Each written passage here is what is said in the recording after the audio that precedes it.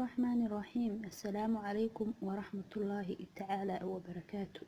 kusoo dhawaada channelkeena quruxda caruurta. marka hore waxaa idin leeyahay subscribe noo saaro walaalayaal, like, share, comment wixii dhaliil iyo dhiirigelin waa dhankiina.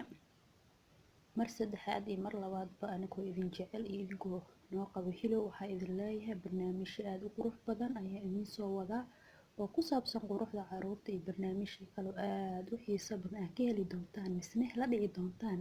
subscribe-ka nooga qabta, hanaga baqaylina, waayo adinka waxay idinka taraysa malahan, laakiin dadka walaalaha waxay u qabanaysaa ka badan. ha isku caawino. subscribe, like, share, comment. waxyaalo badan ka faa'iidi doontaa, ka wada heli doontaan, waa ka wada boganaysiin insha allahu tacaala.